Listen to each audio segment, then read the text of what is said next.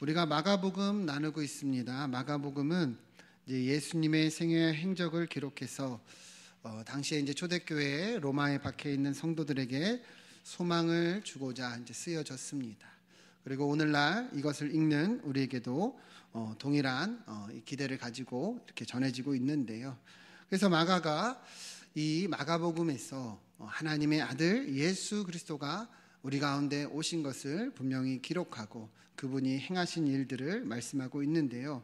우리가 1장의 내용을 통해서 이 시작을 나누었죠. 세례 요한이 회개의 세례를 전파하고 예수님이 세례를 받으셨고 광야에서 사탄의 시험을 이기셨고 또 제자들을 부르시고 또 가버나움에서 회당에서 또 말씀을 전하시고 또 귀신을 쫓아내시는 그런 일들을 보았습니다. 그리고 지난주에는 예수님이 시몬의 장모 이 열병을 고쳐주시고 주님께 나아온 많은 환자들을 고쳐주신 것에 대해서 보았는데요. 오늘도 이제 이어지는 부분이고 또 1장의 마지막 부분인데 우리 같이 보면서 어떤 의미인지 우리가 함께 보면 좋겠습니다. 우리 40절 말씀을 다시 한번 읽어보도록 하겠습니다. 시작. 예수께 와서 꿇어 엎드려 간구하여 이르되 원하시면 저를 깨끗하게 하실 수 있나이다. 아멘. 오늘 본문 말씀을 보면 한 나병 환자가 예수님께 와서 꿇어 엎드려 간구하였다 이렇게 이야기를 하고 있습니다. 나병 여러분 많이 들어보셔서 아실 건데요. 우리가 사는 이 시대에 우리가 사는 이 요즘 시대에 우리에게 제일 무서운 병이 있다면 여러분 어떤 병이 떠올리십니까? 여러분들이 어떤 병을 제일 두려워하고 무서워하십니까? 오늘날 이 시대에 우리가 아마 제일 두려워하는 병이 있다면 암이 아닐까 생각이 듭니다. 실제로 통계청에 따르면 여전히 우리나라 그 암 환자 중에 하루에 200명이나 되는 거의 가까운 그 인원이 매일 목숨을 잃고 있다고 합니다. 암에 대한 약도 많이 개발되고 대응도 많이 좋아졌지만 여전히 이렇게 고통받고 있다는 것을 알 수 있죠.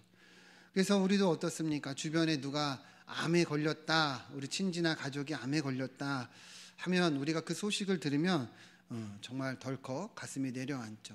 참 걱정이 되고 그런데요. 그만큼 우리가 사는 이 시대는 암이 참 무서운 병입니다. 근데 예수님 당시에는 어떤 병이 제일 무섭고 두려웠느냐? 많은 병들이 있었지만 오늘 본문에 나오는 이 나병이었어요. 나병. 예전에는 이 나병을 문둥병이라고도 불렀습니다. 근데 이제 문둥이라는 표현이 좋지 않다고 해서 이제 나병이라고 이제 부르게 됐는데요. 때론 또 한센병이라고도 부르기도 합니다. 나병은 이제 나균에 의한 이제 감염이란 뜻에서 나병이라 부르고 한센병은 이제 노르웨이 의사였던 한센이 이 병을 처음 발견했다 해서 한센병이라고도 부른다고 하는데요. 사실 오늘날에는 이 나병에 대해서 이제 치료법도 개발이 되고 이제 조기에만 발견이 되면 완치가 되는 전염성도 거의 없는 그런 질병이 되었지만 옛날에는 그렇지가 않았죠. 고칠 수도 없는 병이었고 특히 이 병에 걸리면 신경계가 손상이 돼서 감각을 느낄 수도 없는데 몸은 썩어 들어가는 너무도 무서운 병이었습니다.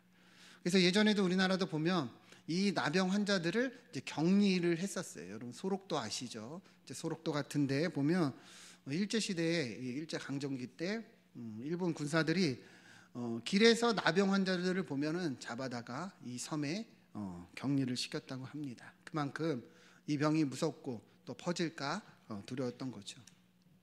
뭐 소록도뿐만 아니라 여러 지역에 이제 나병 환자들이 사는 이제 격리되어 사는 그런 마을들이 많았어요.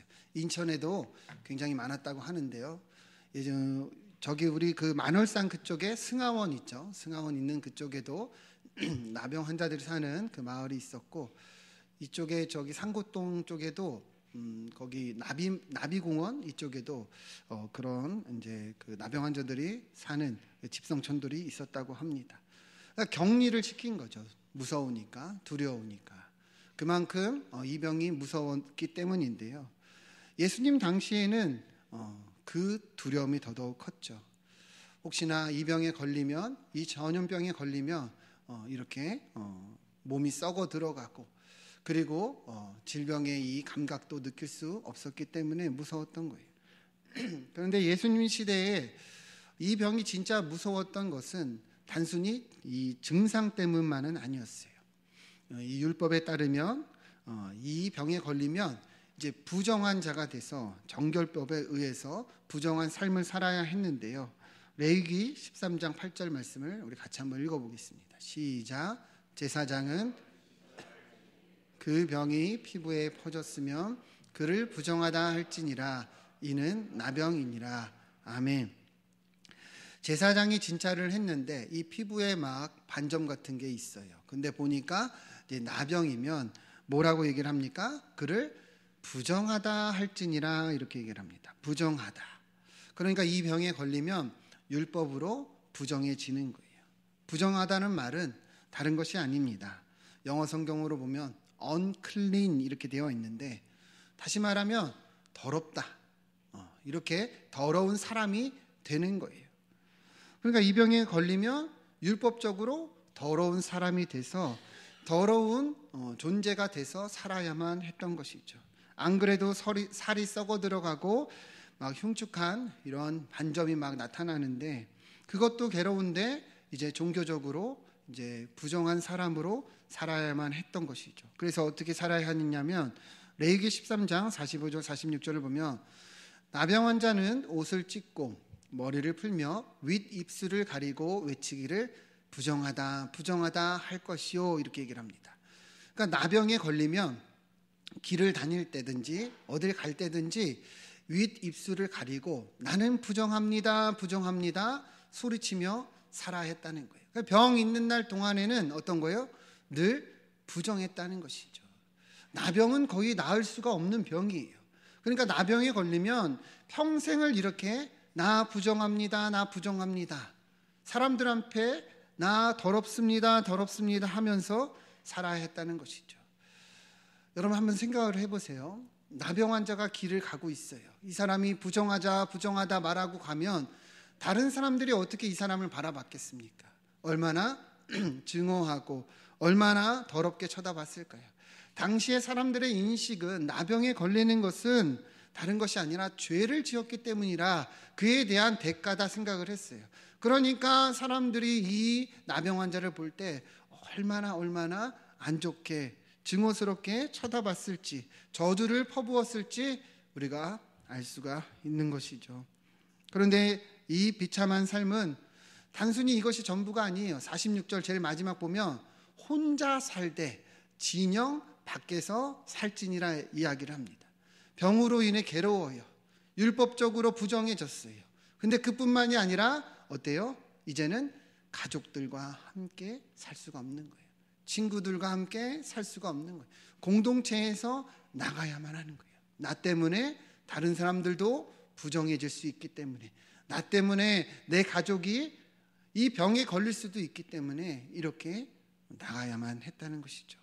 자신을 부정해야 되고 자신이 더러움을 인정해야 되고 이 병도 괴로운데 사람들에게 피해를 주는 삶, 공동체 안에서 쫓겨나야만 하는 삶. 여러분 그렇게 살았다고 그렇게 산 사람이 이제 나병 환자예요. 여러분 그 인생을 한번 생각을 해보세요.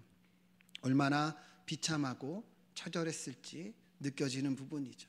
그냥 우리가 설교 시간에 잠깐만 들어도 너무 힘들었을 것 같은 그 인생인 것이죠. 그런데 오늘 본문에서 어떻게 말하고 있어요? 그렇게 비참하고 처절하게 삶을 살아야만 했던 한 나병 환자가 예수님께 나와 왔다는 것이죠. 여러분 이러한 배경을 우리가 알고 본문을 다시금 보면 좋겠는데요. 40절 다시 보시면 한 나병 환자가 예수께 와서 꿇어 엎드렸다 얘기를 합니다. 여러분 이제는 이 나병 환자 그냥 한 나병 환자가 아닌 것이 보이죠. 너무도 처절하고 너무도 비참한 인생을 살고 있었던 그 환자가 지금 예수님 앞에 나온 거예요.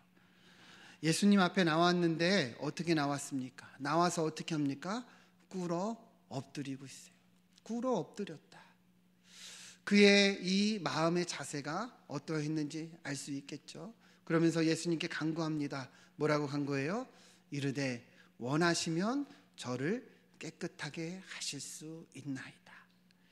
여러분, 이 환자가 예수님께 이렇게 간구하고 있는 거예요. 여러분, 이 짧은 한 구절 속에, 이 짧은 한 간구 속에 이 사람의 어떤 마음이 들어있는지 느껴지십니까? 얼마나 그 심정과 그 인생의 바람이 다 여기에 녹아져 있는지 보이십니까? 원하시면 저를 깨끗하게 하실 수 있나이다. 이 환자는 이 병에서 낫고 싶은 마음을 이렇게 간절히 표현하고 있는 것이죠. 그러니까 이렇게 주님께서 원하시면 나를 낫게 하실 수 있나이다, 이렇게 겸손하게 요청을 하는 건데요. 그러면 좀 궁금증이 하나 생기는 부분이 있어요. 이 환자는 어떻게 예수님을 알아봤을까? 그리고 우리가 앞서도 이야기를 했지만 이 나병에 걸리면 계속 소리를 쳐야 돼요. 부정하다, 부정하다, 부정하다. 그죠? 근데 우리가 앞서 본문을 보면 예수님을 따르는 무리들이 엄청 많았단 말이죠. 예수님이 병을 고쳐주시고 귀신을 쫓아주시니까 많은 사람들이 주님을 따랐어요. 그러면 이 나병 환자가 예수님 앞에 나올 때 분명하게 예수님은 많은 무리들 사이에 있었을 겁니다.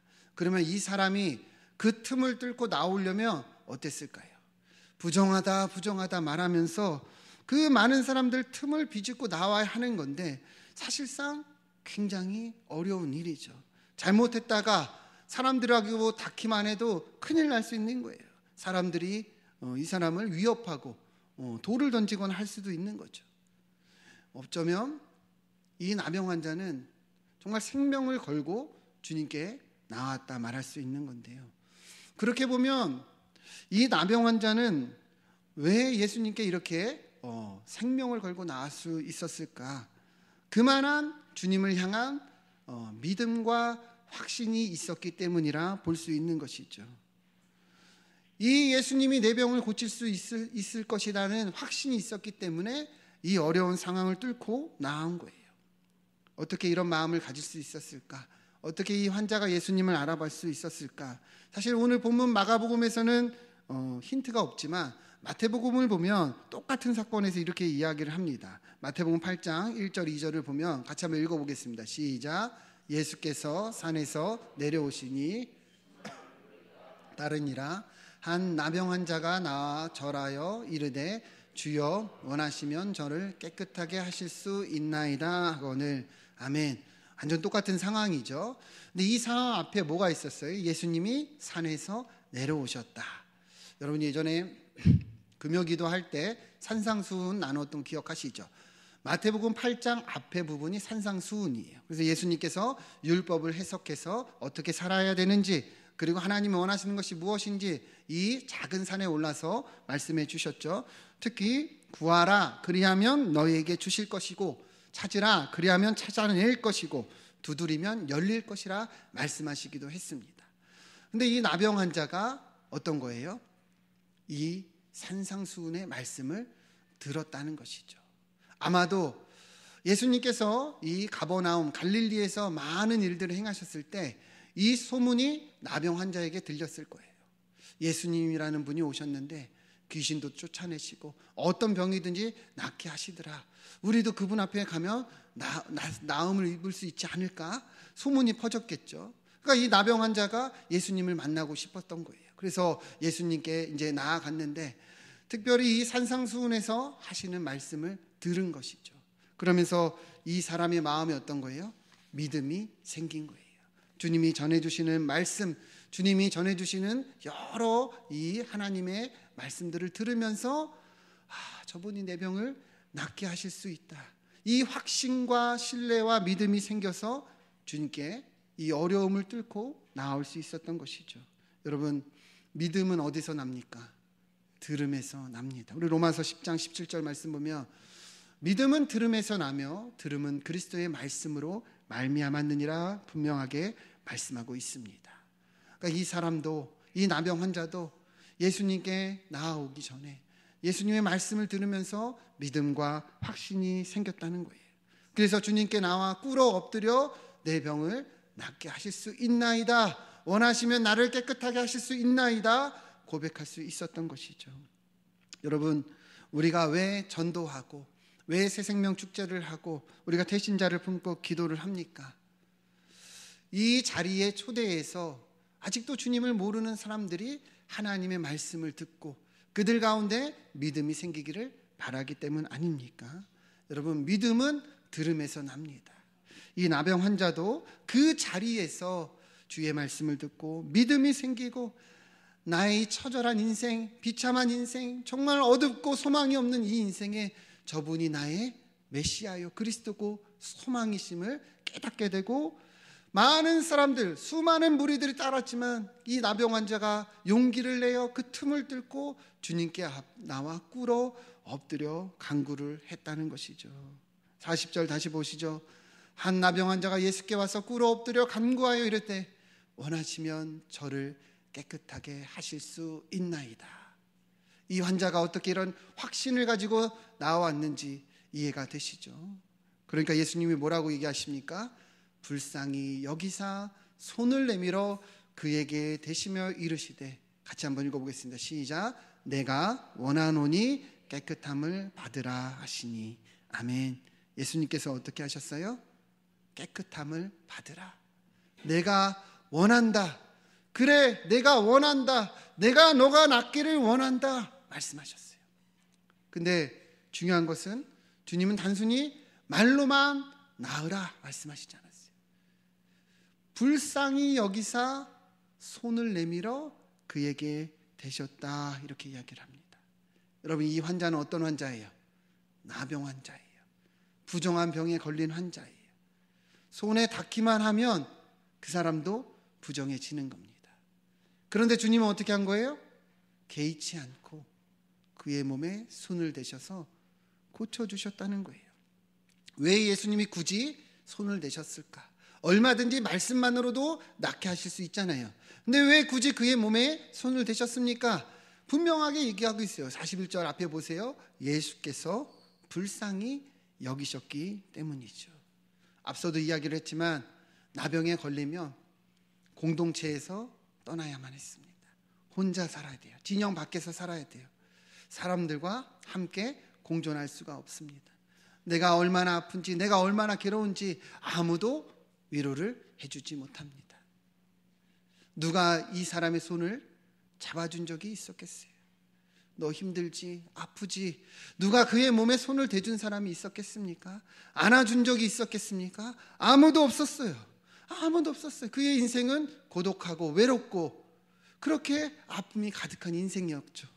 그러나 주님은 그의 마음을 아시고 불쌍히 여기고 긍휼히 여기사 일부러 손을 대신 거예요. 단순히 이 병에 낫게, 이 병에서 치유함을 얻게 하는 것이 아니라 그의 마음까지도, 그의 상하고 아픈 마음까지도 고쳐주기를 원하셨기 때문입니다. 여러분, 한번 상상을 해보세요. 이 나병 환자가 얼마나 두렵고 떨리는 마음으로 주님의 발 앞에 엎드렸겠습니까? 그런데 예수님이 자기의 몸에 손을 대시는 거예요. 얼마나 화들짝 놀랐을까요? 아무도 자기의 몸에 손을 댄 사람이 없었는데 자기 몸에 손을 대시는 거예요. 깜짝 놀랐을 거예요. 그런데 예수님 뭐라 그래요?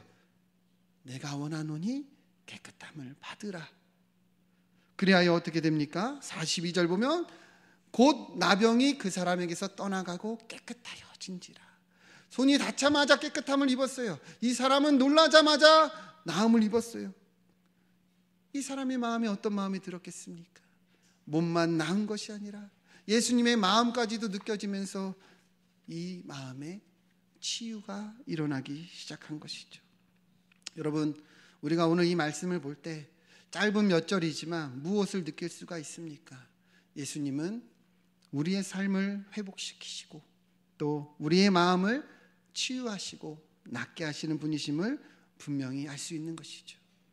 나아가 우리의 상황도 아시고 우리의 마음도 아신다. 여러분, 믿으십니까? 그렇기 때문에 우리가 어떤 어려움에 있든지 문제 가운데 있든지 우리 주님이 공감하심을 알고 낫게 하실 수 있음을 알고 주님께 나아가야 한다는 거예요. 여러분, 성경은 이 나병 환자가 왜 나병에 걸리고 왜 이렇게 처절한 삶을 살아야 했는지 말하고 있지 않습니다. 제가 많은 성경을 보고 주석도 보고 여러 복음서를 봐도 이 사람이 왜 나병에 걸렸는지 아무도 이야기하고 있지 않아요. 그저 이 사람이 주님께 나온 것만 말하고 있습니다. 그러니까 성경은 그게 중요한 거예요. 그가 어떤 고통을, 어떤 극심한 어려움을 왜 겪어야 했는지를 말하고 있음이 아니라 그러한 상황 속에서도 그가 주님께 나아왔다. 그가 나와 고침을 받았다. 나음을 입었다는 것을 말씀하고 있는 겁니다. 여러분, 우리 삶도 동일합니다. 우리가 왜 힘들고 어려운지, 왜 고난을 겪는지 여러분 그 이유를 찾기가 어려울 때가 많아요. 그러나 중요한 것은 무엇입니까? 어떤 상황이라도 주님께 나아가는 것이 중요하다는 거예요. 주님께 나아갈 때 우리가 치유함을 받을 수 있고, 주님께 나아갈 때 그 고난이 오히려 주님을 알고 믿고 만나는 도구가 될 수 있다는 것입니다. 여러분, 우리 예수님은 우리의 아픔을 아시고 우리를 동정하시고 도와주십니다. 히브리서 4장 15절 보면 우리에게 있는 대제사장은 우리의 연약함을 동정하지 못하실 이가 아니요 모든 일에 우리와 똑같이 시험을 받으신 이로되 죄는 없으시리라 말씀합니다. 예수님은 일부러 우리와 같이 사람의 몸을 입으시고 우리의 죄를 대신하시기 위해 이 땅에 오셨습니다. 예수님은 이 땅에 사시며 우리의 자리에서 우리의 연약함을 다 느끼셨습니다. 그러니까 우리가 아무리 어렵고 힘들어도 우리 주님은 다 공감하신다는 거예요. 동정하신다는 거예요. 나아가 16절을 보면 그러므로 우리는 긍휼하심을 받고 때를 따라 돕는 은혜를 얻기 위하여 은혜의 보좌 앞에 담대히 나아갈 것이라 이렇게 얘기를 합니다. 나아가 주님은 우리를 동정하실 뿐 아니라 우리를 도와주시고 돕는 은혜를 베풀어 주신다는 것입니다. 여러분, 우리도 이 나병 환자의 모습을 보며 우리 삶을 돌아보며 우리 동정하시고 도와주시는, 우리 마음을 아시고 치유하시는 우리 주님께 나아갈 수 있기를 축원드립니다. 우리의 상황은 어떻습니까? 우리도 어쩌면 이 나병 환자처럼 답답하고 앞이 보이지 않고 눈물이 정말 우리 삶에 마르지 않는 그런 일들이 계속해서 나타날 수 있어요. 나병 환자처럼 혼자 있는 것 같고 외롭고 고독하고 아무도 공감해 주지 않는 그런 현실 가운데 있을 수도 있습니다. 그러나 오늘 말씀을 보면 그때가 주님께 나아가야 하는 때입니다. 그때가 우리 주님을 만나야 할 때인 것을 분명히 알 수가 있습니다. 여러분, 더 주님 앞에 나오시고 예배의 자리에 나오시고 기도의 자리에 나오셔서 오히려 어려움을 축복의 통로로 도구로 삼기를 축원드립니다. 제가 많은 성도들을 만나고 신방도 하고 여러 기도 제목도 듣지만 사실 많은 성도들의 모습을 보면 자기의 상황이 바쁘고 어렵고 분주하고 어려움이 있으면 이것만 해결되면 교회에 나가겠다고 하시는 분들이 많습니다. 요거 해결되면 제가 더 열심히 신앙생활 할게요. 이것이 좋아지면 제가 더 헌신할게요. 근데 제 마음은 공감이 돼요. 그 마음이 뭔지 알아요. 얼마나 힘들고 지금 얼마나 거기에 눌리면 그런 말을 하실까. 그런데 성경을 보면 뭐라고 얘기를 하는 거예요? 그럴 때 더 주님 앞에 나오라는 거예요. 분주하고 어렵고 정말 상황이 막막하고 답답할 때 여러분 그때가 더 예배의 자리에 나와야 되고 더 기도할 때라는 것을 성경은 분명히 말하고 있다는 것입니다. 왜 그럴까요? 우리의 닥친 어떤 상황보다 하나님이 더 크시기 때문입니다. 하나님이 우리의 상황을 동정하시고 주님이 해결하실 수 있기 때문입니다.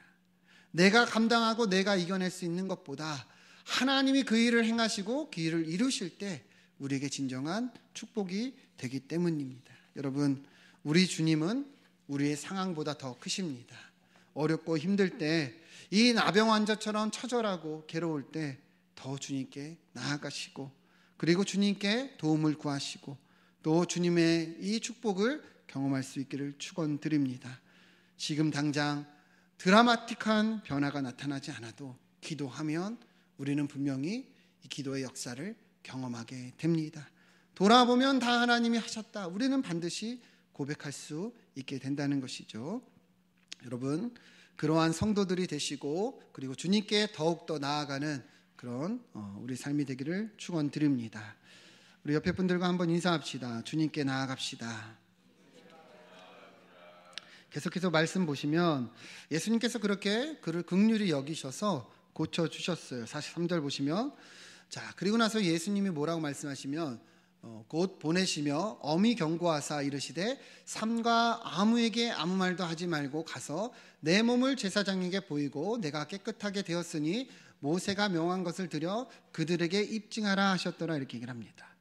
낫게 하시고 고쳐주셨는데 뭐라고 말씀하시냐면 아무에게도 말하지 말라, 이렇게 이야기를 하신 거예요. 아무에게도 이야기하지 말라. 자, 그러면 좀 우리는 이상한 생각이 듭니다. 이렇게 낫게 됐으면 여기저기 소문을 내서 더 예수님을 전해야 되는 것이 맞잖아요. 그렇죠? 내가 나음을 입었어. 너도 예수님께 가봐. 예수님께 가면 고침을 받을 수 있어. 소문을 내는 것이 맞는데 왜 예수님께서는 말하지 말라 하셨는가? 그 이유는 간단합니다. 사람들이 소문을 듣고 예수님께 나아오는데 오로지 자기 유익에만 관심이 있는 거예요. 내 병이 낫기를 바라고 귀신이 쫓아나가기를 바라고 거기에만 관심이 있어서 예수님은 바라보지 못했기 때문이에요. 자기 유익을 위해서 주님을 이용하려고만 했기 때문에 주님은 말하지 말라고 한 거예요. 예수님이 이 땅에 오신 이유는 무엇입니까? 우리의 죄를 구원하시고 이 복음을 전파하기 위해 오셨는데 사람들은 이 예수님을 알아보지 못하고 주님이 주신 이 유익에만 관심이 있었다는 것이죠. 그런데 어떻게 되느냐? 45절 보면 그러나 그 사람이 나가서 이 일을 많이 전파하여 널리 퍼지게 하니 그러므로 예수께서 다시는 드러나게 동네에 들어가지 못하시고 오직 바깥 한적한 곳에 계셨으나 사방에서 사람들이 그에게로 나아오더라. 이렇게 얘기를 합니다. 이 나병 환자가 고침을 받고 너무 좋아서 예수님이 말하지 말라고 하셨음에도 어떻게 한 거예요? 여기저기 소문 내서 결국에 예수님께서 그 동네에 더 들어가지 못하고 다른 한적한 곳에 계셨다 분명하게 말씀하고 있는 거예요. 결국에는 주님의 사역에 방해가 되고 걸림돌이 되었다는 것을 알 수가 있는 것이죠. 여러분, 우리도 똑같습니다. 우리가 예수님께 은혜를 입고 하나님께 축복을 받았다면 내가 원하는 대로, 내가 바라는 대로 우리는 그렇게 살아가면 안 되는 거예요. 하나님이 바라시고 하나님이 말씀하신 대로 우리는 살아가야 됩니다. 우리가 받은 축복을 통해서 주님의 뜻을 행해야 된다는 것이죠. 여러분, 하나님 우리에게 무엇을 말씀하셨습니까? 이제 너희가 세상의 빛이 되라. 세상의 소금이 되라. 추수할 것은 많은데 추수할 일꾼이 없다. 우리가 화평하게 하는 자가 되라. 너희가 하나님의 아들이거든 그러한 자가 되라. 분명하게 말씀하고 있다는 것이죠. 여러분, 오늘 우리가 이 마지막으로 이 말씀을 보며 다시금 하나님의 은혜를 입은 자라며 하나님의 뜻을 알고 순종하며 주의 뜻을 행하는 그러한 축복이 있기를 주님의 이름으로 축원드립니다. 기도하겠습니다.